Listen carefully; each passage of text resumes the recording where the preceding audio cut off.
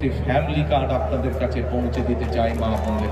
আপনাদেরকে যে family card যদি কেউ দেয় দিবে, আপনাদেরকে মনে করে রেশনের কার্ড দিল এই সরকার তো দিবে কার্ড, আপনি পাইবেন কয়শটা এই দেশে?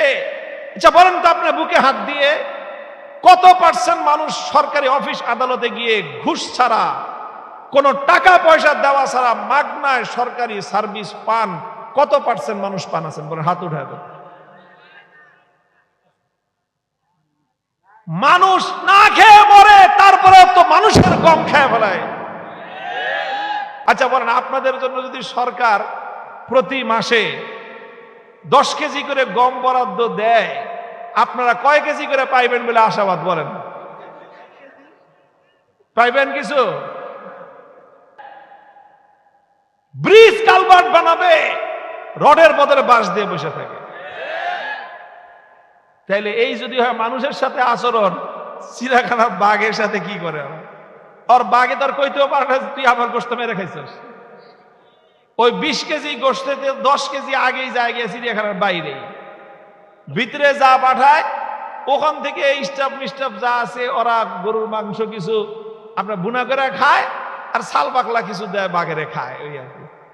তো এই খায়া খুয়ে সারাদিন এরকম চিত্তে শুয়েই থাকে। এরপরে এই বাঘরে যদি কেউ খোঁচা মারেন, তাহলে দেখেন বাঘের তাকাইলে আপনার কলজে পানি শুকায় যায়। এরপরে মাঝে মাঝে ও একটু নিঃশ্বাস ছাড়ে, গর্জন দিবে কি? এই মরা বাঘ, আটকানো বাঘের বুকের থেকে গর্জন আর হুঙ্কার বের হয়। এরপরে সামান্য একটু আওয়াজ যখন করে, গোটা চিড়িয়াখানা থরথর করে কেঁপে উঠে, সমস্ত পোলাপান দৌড় দেয় যে বাঘ গর্জন দিতেছে দেখার জন্য। এই যদি হয় মরা বাঘের গর্জন, তো জঙ্গলের আসল বাঘের গর্জনটা কেমন হয়? একেবারে জমিন থেকে আসমান পর্যন্ত থরথর করে কাঁপতে শুরু করে, পাহাড় পর্যন্ত কেঁপে উঠে বাঘের গর্জনে। তো বাঘটা যখন এরকম গর্জন দিছে, ছাগলের কি অবস্থা করে? এই বাঘের এক গর্জন শুনে সব ছাগল যে যেদিকে পারে প্রাণপণ খালি দৌড়ায়, কাইলো দৌড়াইতে আছে। সমস্ত ছাগল বাঘের গর্জনে হুঙ্কারে ময়দান খালি করে সব পলাইছে। ছাগলেও দৌড়ায়, ছাগলের বাচ্চাও দৌড়ায়, সাথে সাথে বাঘের বাচ্চাও দৌড়ায়। বড় বাঘটা পিছন থেকে দৌড়ায় আসছে। আজকে কিন্তু ও কোনো ছাগল শিকার করতে আসে নাই, আজকে আসছে ও বাঘের বাচ্চাটার কাহিনী বুঝার জন্য, যে ঘটনাটা কি, বাঘের বাচ্চারে নিয়ে ছাগলে খেলে কেন। ও পিছন থেকে খাবা মেয়েরা বাঘের বাচ্চাটারে ধরছে, দেখে যার বুক কাঁপতেছে। কিরে তুই দৌড়াস কেন? বাঘের বাচ্চারে জিজ্ঞাসা করে বড় বাঘ, তুই দৌড়াস কেন? কয় যে ছাগলে দৌড়াই, যেন আমিও দৌড়াই। মানে হলো ছাগলের সাথে থাকতে থাকতে ওর চরিত্রটা হয়েছে কার মতো? এই সঙ্গ দোষে রঙ্গ ধরে। সঙ্গ দোষে তুমি ছাগলের সাথে থাকলা, তুমি বাঘের বাচ্চা হইলে কি হবে? তোমার চরিত্র হবে ছাগলের মতো। কুত্তার বাচ্চার সাথে থাকলে, ছাগলের বাচ্চা হইলে কি হবে? ওটা হবে কুত্তার বাচ্চার চরিত্র। বাঘের বাচ্চা কুত্তার বাচ্চা সাথে থাকলে ওটার চরিত্র হয় কুত্তার বাচ্চার মতো। বাঘের বাচ্চা ছাগলের সাথে থাকতে থাকতে ওর চরিত্র, স্বভাব সব কিছু হয়ে গেছে ছাগলের মতো। ও এখন চিৎকার আর হুঙ্কার শুনে থরথর করে কাঁপতেছে। বাঘের বাচ্চা কয় যে তুই কাঁপস কেন, তুই দৌড়াস কেন? কয় ওর যেই আওয়াজ তুমি করছো, এই আওয়াজ শুনে না বুক কাঁপতেছে, আমার তো শ্বাস বন্ধ হয়ে আসতেছে, এত জোরে আবার আওয়াজ করে। বাঘে বুঝতে পারছে কাহিনীটা কি, যে ওই বাঘের বাচ্চা কোনোদিন বাঘের গর্জনই শুনে নেই। ও ধরে ফেলছে ঘটনাটা কোথায়, কেন এই বাঘের বাচ্চারে নিয়ে ছাগলের তামাশা করতে পারে, কারণটা কি? কারণ একটাই ধরে ফেলছে, ওই বাঘের বাচ্চা নিজে নিজেরে চিনে না। ও যে কি জিনিস ও নিজে জানে না, ও আত্মপরিচয় জানে না। ও দোয়া করতেছে আল্লাহর কাছে যে আল্লাহ আমার মাথায় দুটো শিং দাও। আরে বলদ জানি কথাকার, আরে ছাগলের শক্তি ওর শিংয়ের মধ্যে, বাঘের শক্তি ওর শিংয়ের মধ্যে থাকে? বাঘের শক্তি থাকে ওর পাঞ্জার মধ্যে, বাঘের শক্তি থাকে ওর নখের মধ্যে, ওর দাঁতের মধ্যে। বাঘ যদি খাবলা মেরে কাউরে ধরছে, কামড় দিতে হবে না, খালি দুই হাত দিয়ে পাঞ্জা মেরে ধরলে বাঘের পাঞ্জা থেকে মুক্তি পাওয়া, বাঘের পাঞ্জা থেকে ছাড়া পাওয়া কঠিন আছে। এই জন্য বিগত দিনে একজনে কইছিল, বাঘে ধরলে ছাড় পাওয়া যায়, কিন্তু অমুক নেত্রী ধরলে ছাড়ে না। পরে বাংলাদেশের মানুষ নেত্রীরে দেখায় দিছে যে নেত্রী ধরলেও ছাড়া পাওয়া যায়, বাঙালি যেদিন ধরে সেদিন তোমার দুপুরের খানা খাওয়ারও সময় হয় না। কথা বলেন ঠিক কিনা?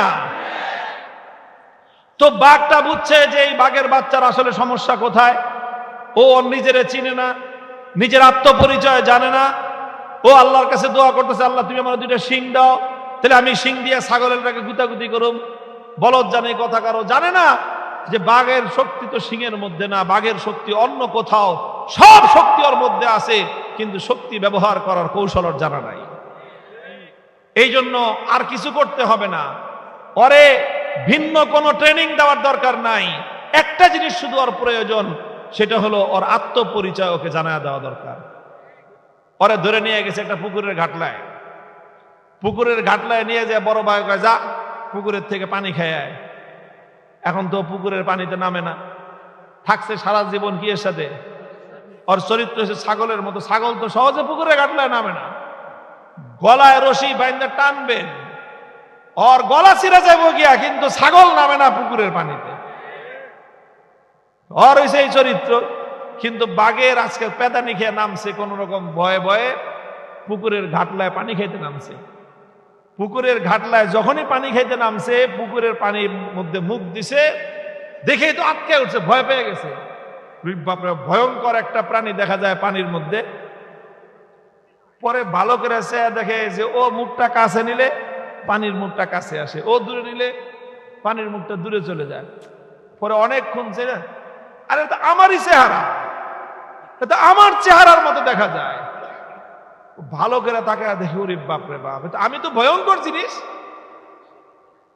ও নিজেকে পুকুরের স্বচ্ছ টলটলে পানির মধ্যে নিজের চেহারা দেখার পরে ওর ভাবসাব বদলে গেছে। পানি পুনি খায় এখন যখন বুক ফুলে আইতেছে, ডরায় না। বড় বাঘটা বুঝতে পারছে যে কাম হয়ে গেছে। ওরে জিগা কিছু দেখছস? কয় হ্যাঁ ওস্তাদ দেখছি। এখন সাহস নিয়ে কথা কয়, কি দেখছস? কয় ওস্তাদ নিজের চেহারাটা দেখলাম। কি দেখলি? তোর চেহারা ছাগলের মতো। কয় না ওস্তাদ, আমার চেহারা তো ছাগলের মতো না, আমার চেহারা বস তোমার মতো। বস তোমার মতো আমার চেহারা। এবার বড় বাঘে কইছে, হ্যাঁ এবার লাইনে আইছস, দেখ তোর চেহারা হলো আমার মতো। অর্থাৎ আমি আর তুই, আমরা হলাম স্বজাতি, এক জাতি। আমরা ছাগলের জাত না, আমরা হলাম বাঘের জাত। আসসালামু আলাইকুম প্রিয় ভাই বন্ধুরা, আশা করি আপনারা সবাই ভালো আছেন, আমিও ভালো আছি। আমাদের এই ভিডিওগুলো শুরু থেকে লাস্ট অব্দি আপনারা দেখার জন্য অসংখ্য অসংখ্য ধন্যবাদ। আর ভিডিওগুলো শুরু থেকে লাস্ট অব্দি দেখে লাইক কমেন্ট করার জন্য আর বেশি বেশি শেয়ার করার জন্য আন্তরিক ভালোবাসা রইল আমার পক্ষ থেকে। তো সবাই ভালো থাকেন, সুস্থ থাকেন, আর নেক্সট ভিডিওর জন্য আমাদের চ্যানেলের সাথে থাকেন। তা সবাই ভালো থাকেন, আল্লাহ হাফেজ, আসসালামু আলাইকুম।